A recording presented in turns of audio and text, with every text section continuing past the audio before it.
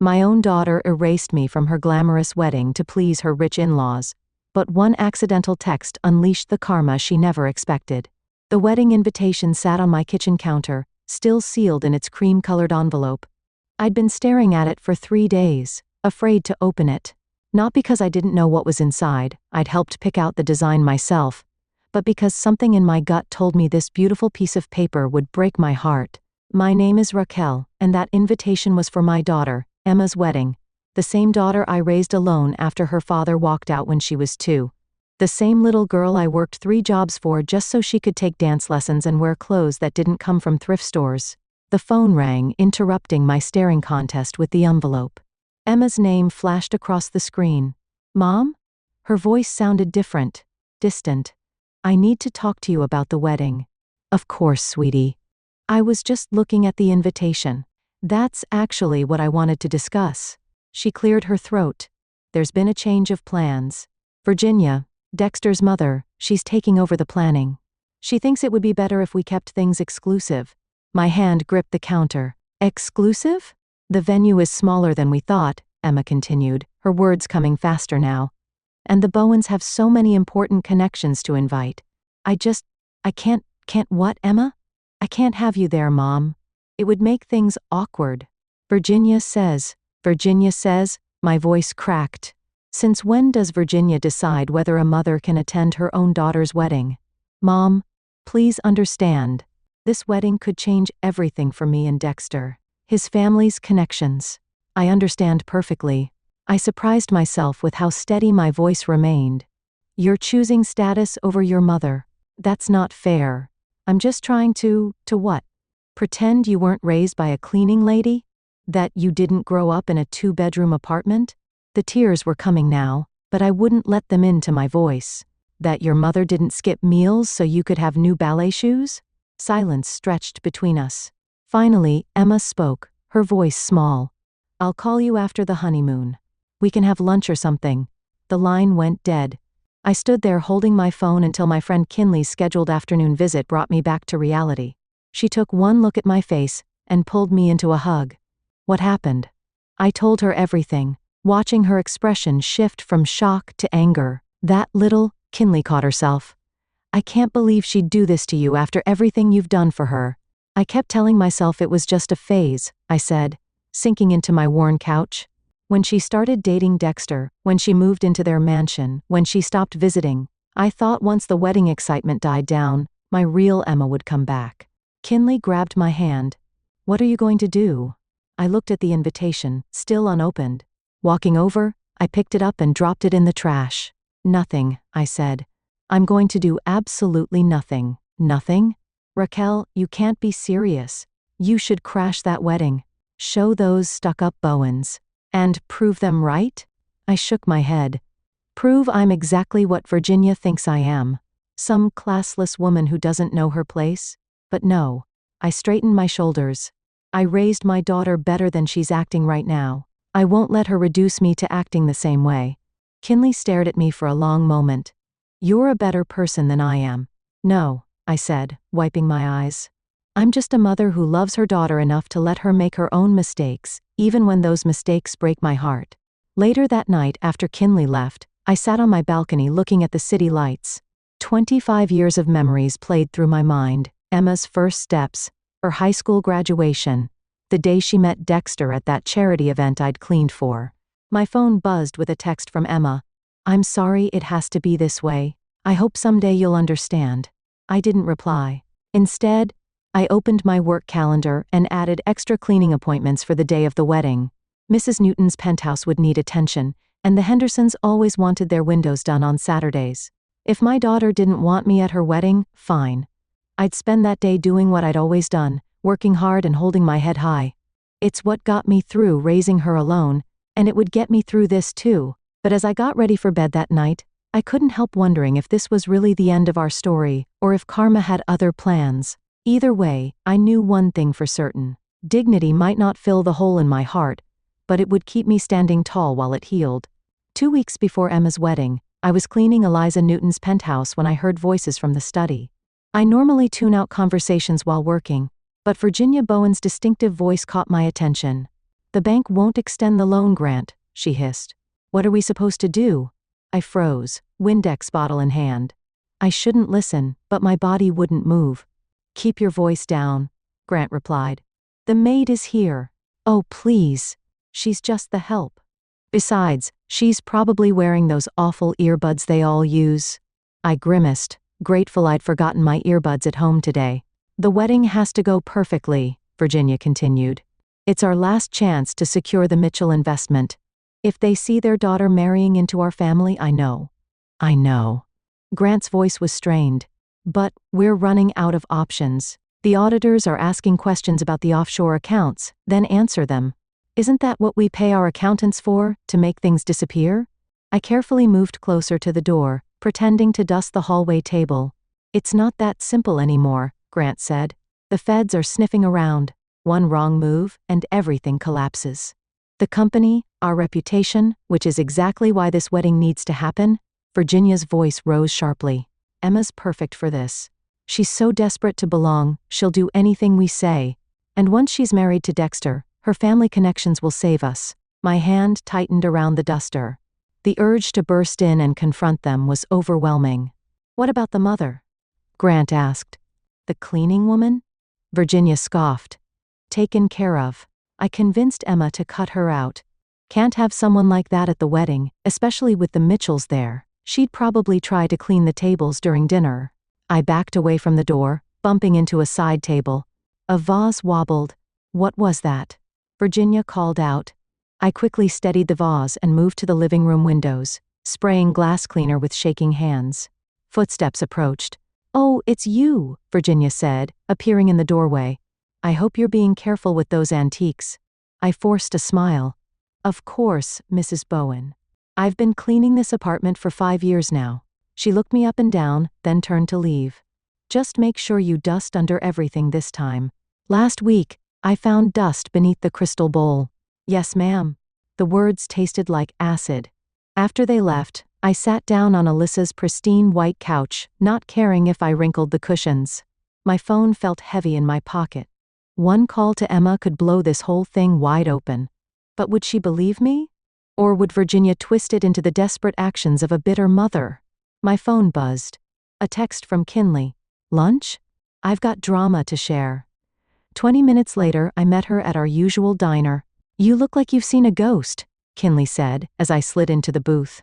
"More like I've seen the truth." I told her everything I'd overheard. Kinley's eyes widened. "Holy shit, Raquel. You have to tell Emma." "And say what?" "Hey, honey. I was eavesdropping on your future in-laws while cleaning their friend's apartment, and guess what? They're criminals." "Well, when you put it that way," Kinley stirred her coffee thoughtfully. "But she's walking into a trap. Those people are using her. She chose them over me. Remember?" I picked up my untouched sandwich. "She made it clear where her loyalties lie. So you're just going to let her marry into this mess?" I pushed my plate away. "Emma's an adult. She wanted this fancy life so badly, she was willing to throw away her own mother. Maybe she needs to learn the hard way what that life really costs." "That's cold, Raquel." "No," I said, meeting her eyes. "That's karma. I raised her to know right from wrong. If she chooses wrong, that's on her." But later that night, alone in my apartment, doubt crept in. I pulled out my phone and opened Emma's contact. My thumb hovered over the call button. A notification popped up. Emma had posted a new photo on social media. She was at her bridal shower surrounded by wealthy women in designer clothes. Virginia stood behind her, hands possessively on Emma's shoulders. The caption read, "So blessed to be joining this amazing family, Bowen bride." I closed the phone. Emma had made her choice, picked her new family, let her discover for herself what kind of family she'd chosen. Besides, I told myself as I got ready for bed, it wasn't my secret to tell. Whatever the Bowens were involved in would come out eventually. Karma had a way of making sure of that. But as I drifted off to sleep, I couldn't shake the feeling that karma might need a little push from a cleaning lady who knew how to keep her ears open and her mouth shut. At least for now. The day before Emma's wedding, I was elbow deep in Mrs. Henderson's window tracks when Kinley called. "Please tell me you're not working tomorrow," she said without greeting. I picked up 3 extra houses. I wedged the phone between my ear and shoulder, scrubbing harder. The Newtons, the Patels, and absolutely not. You're coming over. We're drinking wine and watching terrible movies until we pass out. Kinley, this is not a request. I'm not letting you clean houses while your daughter gets married. My throat tightened. I need to work. If I stop, I'll think. And if I think, that's exactly why you're coming over. 6. I already bought your favorite red. After hanging up, I reached for my cleaning supplies and knocked my phone into my back pocket. The screen lit up, but I didn't notice. That evening at Kinley's apartment, 2 glasses of wine in, everything I'd been holding back came pouring out. You know what kills me? I said, pacing her living room. Virginia basically admitted they're using Emma. She's just a pawn in their financial scheme, and she's too starry-eyed to see it. Have you tried? And the way Emma just erased me, I continued, voice rising. 25 years of sacrifice is gone, because I'm not good enough for her new family, because I clean houses for a living, the same work that put her through college. Raquel, you know what Virginia said about me? That I'd probably try to clean the tables during the wedding reception, like I'm some sort of servant who doesn't know how to act in public. I raised my daughter with more class than that entire fake family combined. Hey, your phone is, and Emma just sits there, letting them manipulate her, letting them use her connections through her real father's family to save their crooked business. She has no idea they're about to drag her into their mess. That precious Dexter probably knows everything about his father's offshore accounts and the federal investigation, but, hey, as long as Emma gets her fairy tale wedding, Raquel, Kinley shouted, pointing at my phone on the coffee table. Your phone, it's been connected to a call for the past 5 minutes. My blood ran cold. I lunged for the phone, seeing Emma's name on the screen. Emma? I said desperately. Emma, are you there? The call ended. Oh God. I sank onto the couch. Oh God. Oh God. Oh God. Kinley grabbed my shoulders. Breathe. Maybe she didn't hear my phone buzzed with a text from Emma. What federal investigation? What offshore accounts? Then another. Mom, what do you know about Dexter's family? And another. Answer me. What do I do? I whispered, showing Kinley the messages. Tell her the truth. All of it. I shook my head. She won't believe me. She'll think I'm trying to ruin her wedding. Then let her figure it out herself, Kinley said. You've given her the breadcrumbs. Let her follow them. My phone kept buzzing. Emma was calling again and again and again. I can't, I said, silencing the phone. I can't talk to her right now. Raquel? No. I stood up, grabbing my purse. I need to go home. I have houses to clean tomorrow. You can't just leave it like this. But I was already heading for the door. Thank you for the wine, Kinley. I'll call you tomorrow. At home, I watched my phone light up with calls and messages until past midnight. Emma's tone shifted from angry to desperate to pleading. The final message made my heart stop. Mom? I'm scared. What if you're right?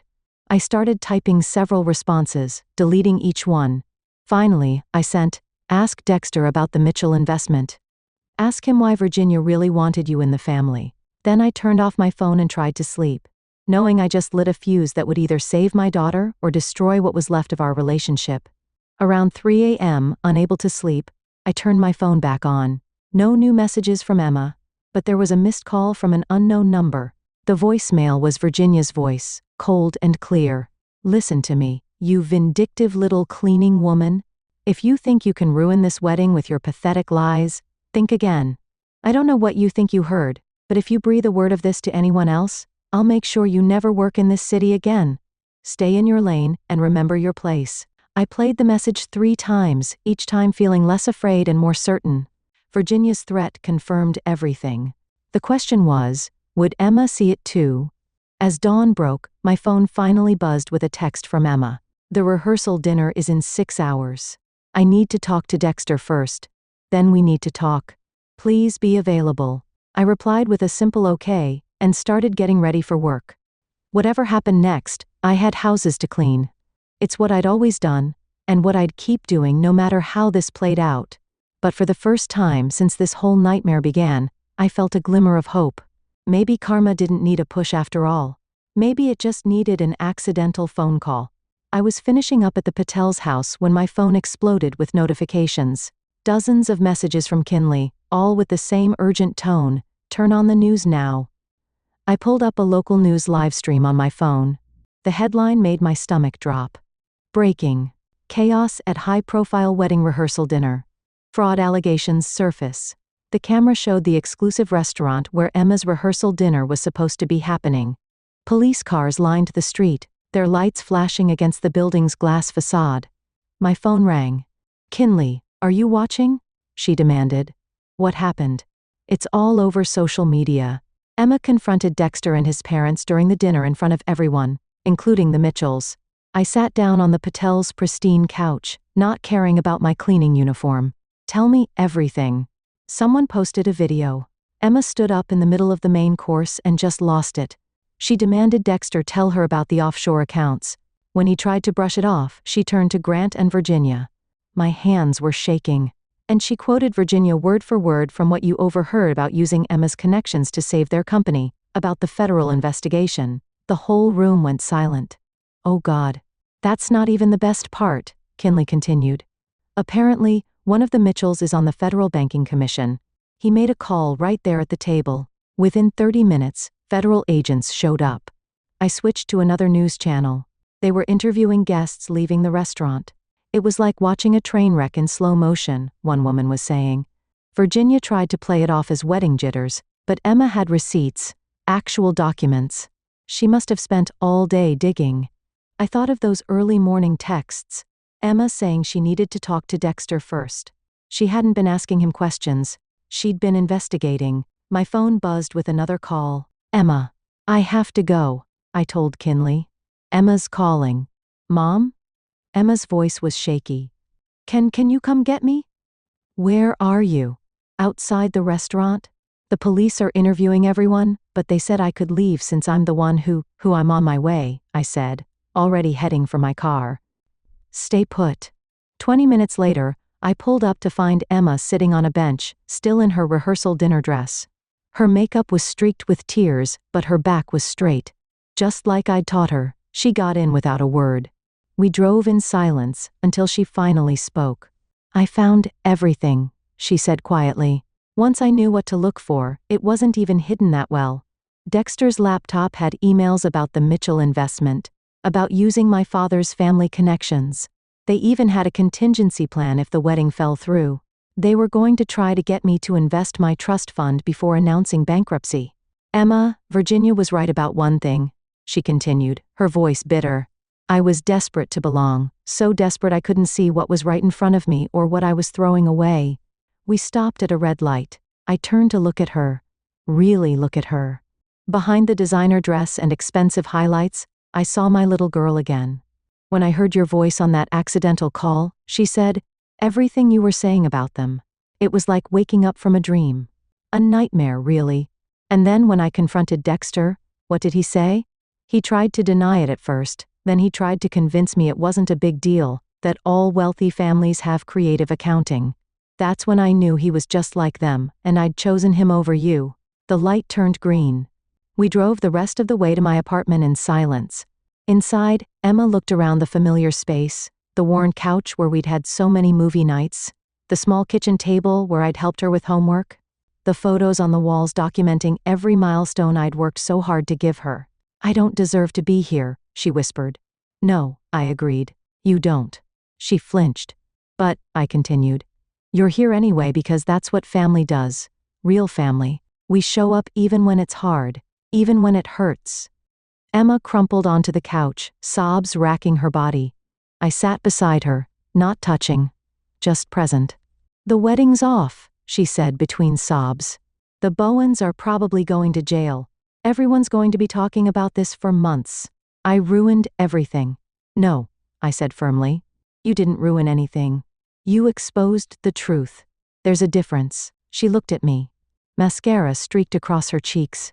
"How can you even stand to look at me after what I did to you?" I handed her a tissue. "Because I'm your mother, and because you finally did what I always taught you to do. You stood up for what's right, even when it was hard." "I'm so sorry, Mom." "I know," I said. "But we're not okay yet. We have a lot to talk about." She nodded, wiping her eyes. "I know. But can Can I just sit here with you for a while first? I reached for her hand. Of course, we have all night. And this time, I promise to keep my phone on silent. The week after the rehearsal dinner disaster, I watched Emma's perfect life unravel thread by thread. She was staying in my spare room, the same room she'd grown up in, now cluttered with designer suitcases she'd hastily packed from the Bowens mansion. Your phone's buzzing again, I said, setting down a cup of coffee in front of her. Emma glanced at it, then turned it face down. Another reporter. They won't stop calling. The morning news played quietly on the kitchen TV. Grant and Virginia's arrest photos flashed across the screen, followed by Dexter being escorted from his office building. Turn it off, Emma whispered. Please. I clicked off the TV, but not before catching the headline. Bowen family fraud scheme extends to multiple companies, hundreds of millions missing. Miranda called again, Emma said, stirring her coffee endlessly. My maid of honor, she wants her Cartier bracelet back. The one she gave me as a wedding gift. Said she can't be associated with someone like me, someone like you, a fraud, a scandal. The girl whose almost in-laws are going to federal prison. She laughed bitterly. Funny how quickly people forget I'm the one who exposed it all. The doorbell rang. Emma tensed. It's just Kinley, I said, checking my phone. She's bringing breakfast. Kinley burst in with bags of pastries and her usual energy. You would not believe what I just heard. That snobby boutique where you got your wedding dress, they're refusing to refund the deposit because, and I quote, the cancellation was due to criminal activity. Add it to the list, Emma muttered. Along with the venue, the caterer, the florist. Hey. Kinley set down the bags and grabbed Emma's shoulders. Those people are all idiots. You did the right thing. Did I? Emma's voice cracked. Because from where I'm sitting, I destroyed everything, my reputation, my career prospects, my social life. Your career prospects? I interrupted. Emma, you have a business degree. You graduated top of your class. And who's going to hire me now? My name is toxic in this city. Then we'll find something else, I said firmly. Something that doesn't depend on the approval of people who'd rather hide fraud than face the truth. Emma's phone buzzed again. This time, she checked it, her face falling. What is it? I asked. Instagram. Someone posted photos of me from last year's charity gala. I'm wearing borrowed jewelry from Virginia, standing with the Bowens. The comments. She thrust the phone at me. The comments were brutal. Gold digger. Fraud family wannabe. No better than the criminals she exposed. That's it. Kinley grabbed the phone. We're deleting your social media, all of it, right now. But no buts, I said. Kinley's right. You need a clean break. We spent the next hour deleting Emma's accounts, each one filled with photos of her perfect life that wasn't so perfect after all. With each deletion, her shoulders seemed to relax slightly. I keep thinking about the wedding gifts, she said suddenly. All those expensive things from people who wanted to curry favor with the Bowens. Should I return them?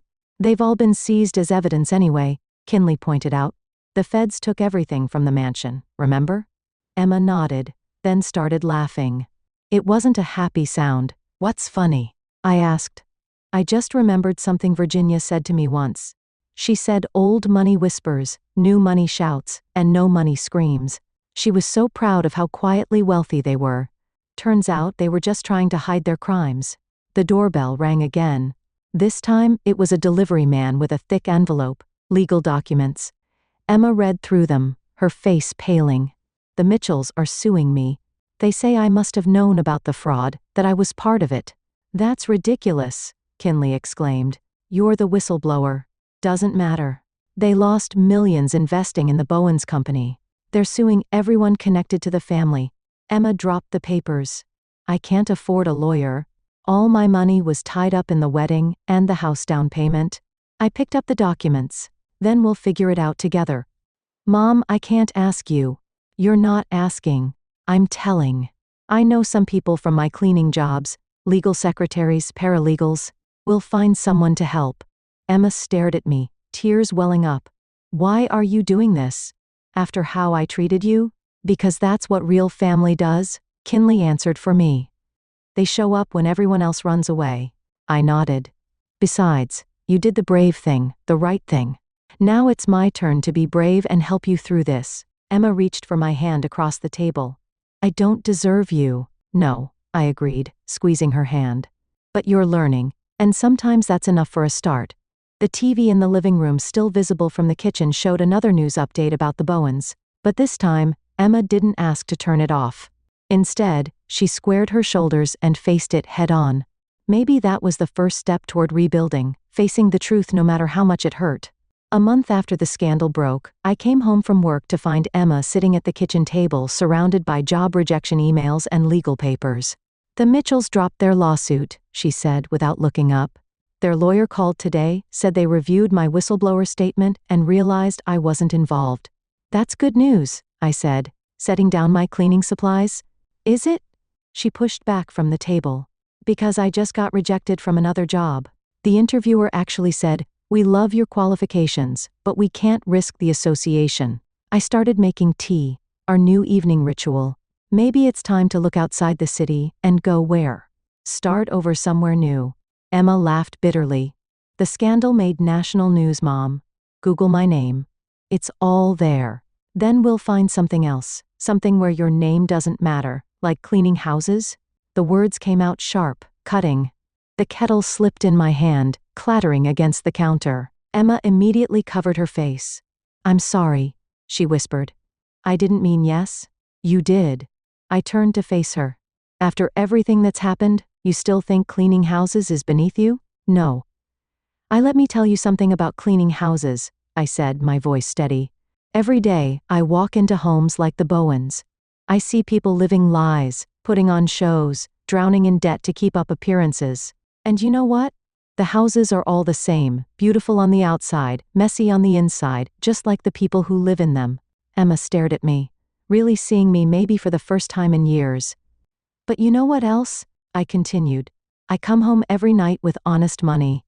I look in the mirror and see someone who worked hard, who raised her daughter alone, who never had to lie or cheat to survive." "Mom, no. Let me finish. When you started dating Dexter, when you got swept up in their world, I watched you change. You became ashamed of me, of where you came from. You started living their kind of lie." Emma's eyes filled with tears. "I wanted to belong. You already belong somewhere, right here with me.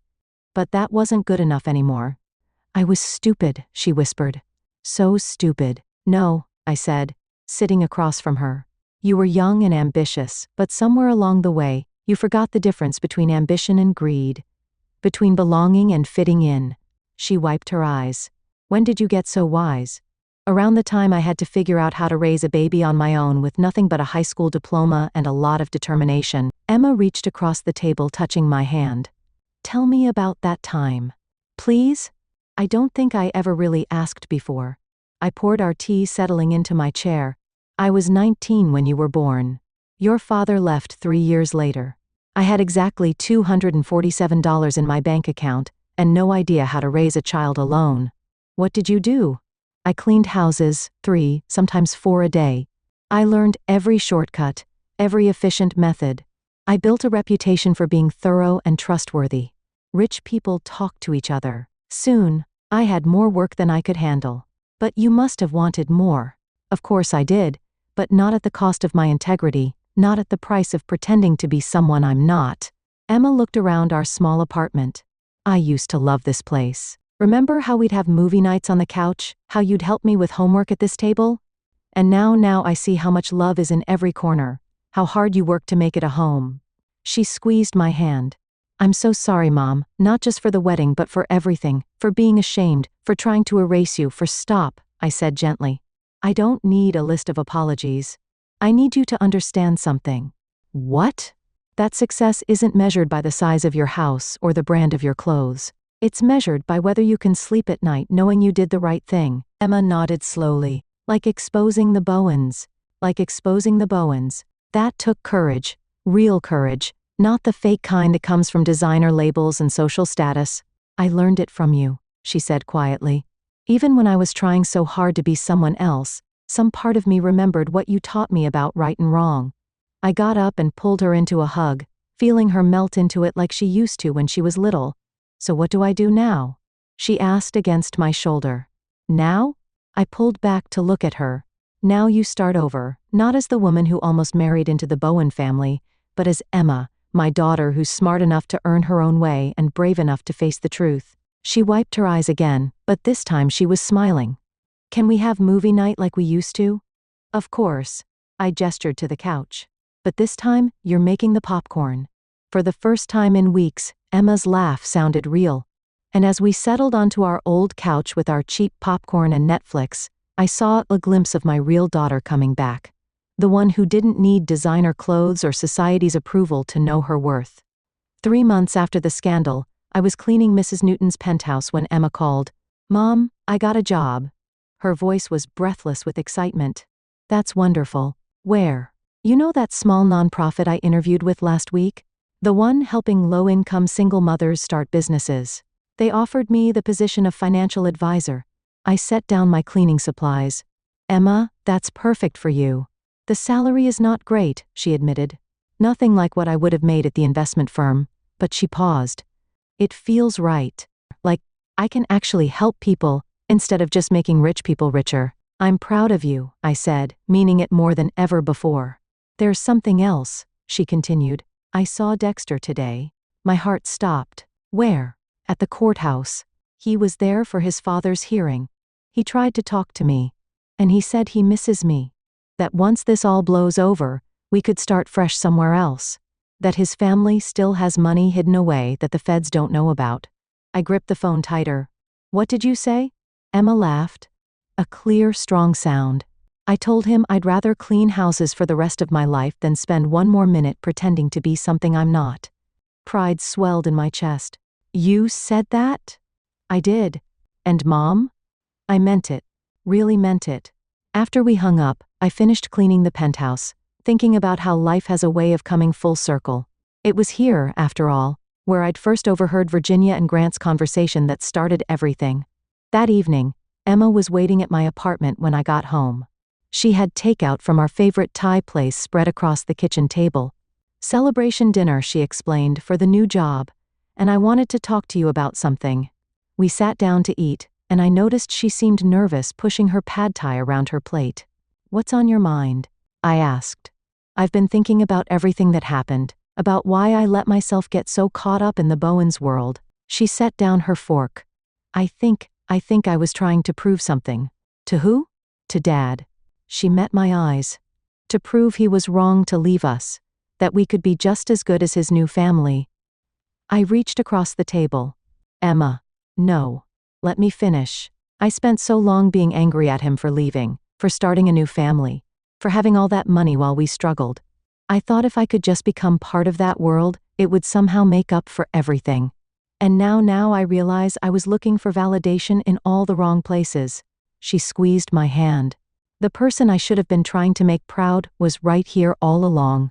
"You've always made me proud," I said, "even when you were breaking my heart." "That's just it." Emma's voice cracked. "You never stopped loving me, even when I treated you terribly. Even when I chose them over you. How do you forgive something like that?" I thought carefully before answering. "Do you remember when you were 7 and you broke my favorite vase? The only nice thing I owned?" She nodded. "You were so scared I'd be angry. You hid under your bed for hours. But when you finally came out, do you remember what I said? You said things can be broken and still have value." Emma whispered. "That sometimes broken things come back together stronger than before?" "Exactly." I smiled. "Our relationship was broken, Emma, but we're putting it back together. And maybe, just maybe, it'll be stronger for having been broken. But how can you trust me again?" "Trust isn't given back all at once," I said. "It's earned back piece by piece, day by day, just like respect." Emma wiped her eyes. "I respect you more than anyone in the world now. I see how strong you are, how dignified. Even when Virginia was insulting you, even when I was pushing you away, you never lowered yourself to their level. That's because I know who I am," I said simply. "Something you're learning now, too." She nodded, then reached into her bag. "I have something for you." She pulled out an envelope and handed it to me. Inside was a check, a large one. "What's this?" "My trust fund," she explained. "What's left of it after the lawyers. I want you to have it." "Emma, no." "Please," she insisted. "Use it to start your own cleaning business. Hire people. Expand. You've worked for others long enough. It's time you were the boss. I stared at the check, then at my daughter. Are you sure?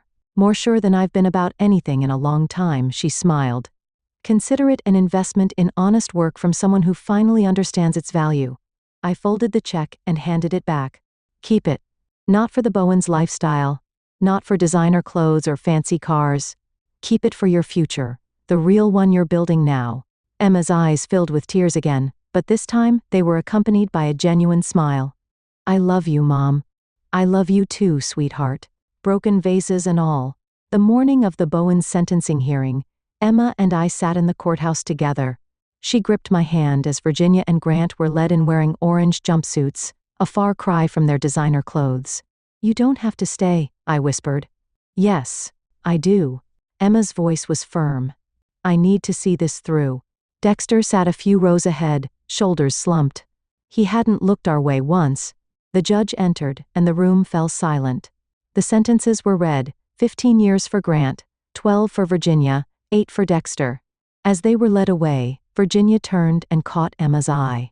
For a moment, I saw the old fear flicker across my daughter's face. Then she straightened her spine and stared right back. Outside the courthouse, reporters swarmed us. Miss Hall, how does it feel to be the whistleblower who brought down one of the city's most prominent families?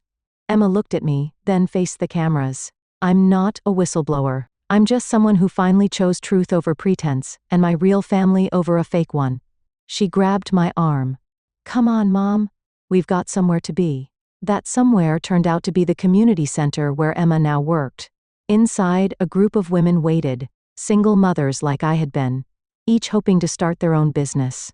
Ladies, Emma announced, this is my mom, Raquel. She built a successful cleaning business from nothing, and she's here to share her story. I stared at her. Emma, what they need to hear it, Mom. They need to know it's possible. She addressed the group. My mother taught me that honest work done well is nothing to be ashamed of. It took me way too long to learn that lesson. But now I'm going to make sure others don't make the same mistake. The women looked at me expectantly. I took a deep breath and began. 25 years ago, I was where many of you are now, alone, scared, with a baby to feed and no idea how to do it. As I spoke, I watched Emma moving through the group, helping women with business plans, offering financial advice. This was who she was meant to be, not some society wife, but a woman using her skills to lift others up. After the session, one of the women approached us. Thank you both, she said. I was about to give up on my catering business idea, but now you won't, Emma finished, because you know it's possible, and we'll help you make it happen. On the drive home, Emma was quiet. What are you thinking about? I asked. Remember when Virginia said old money whispers and new money shouts? Yes? Well, I've been thinking. Real value doesn't make any noise at all. It just works day after day, building something lasting. She looked at me like you did. We pulled up to my apartment building, our building now since Emma had decided to stay even after finding her own job. I got you something, she said, pulling out a small box. Inside was a delicate silver necklace with a small pendant shaped like a broken vase. To remind us, she said softly, about broken things coming back stronger. I touched the pendant, remembering that long-ago day with the broken vase, never imagining it would become such a powerful symbol of our journey. There's something else, Emma continued. The nonprofit is expanding. We're starting a program to help women start cleaning businesses properly licensed with fair wages and benefits. Would you help me run it? I looked at my daughter, really looked at her. Gone was the society climate desperate to prove herself. In her place was a woman who understood that true worth isn't measured in dollar signs. On one condition, I said. What's that? That you let me keep cleaning Mrs. Newton's penthouse. Someone needs to keep an ear out for the next family trying to build their life on lies. Emma laughed. A real laugh. Full and free. Deal? But only if you let me help sometimes. I need to remember where I came from to know where I'm going. We headed upstairs to our apartment. The same worn couch waited. The same small kitchen table where we'd shared so many meals. But something was different now. The space felt fuller somehow, richer with understanding. You know what I realized? Emma said, as we settled in for our nightly tea. Virginia was wrong about one more thing. What's that? She said no money screams, but she was wrong. The truth screams. And once you hear it, you can't unhear it. I reached across and touched the broken vase pendant around my neck. No, you can't. But sometimes that's exactly what we need to hear to find our way home. Emma smiled and raised her teacup. To honest work and real family, to broken vases and stronger bonds, I added. As we sat there, mother and daughter, I realized that karma hadn't just brought justice. It had brought understanding. And sometimes, that's the greatest victory of all.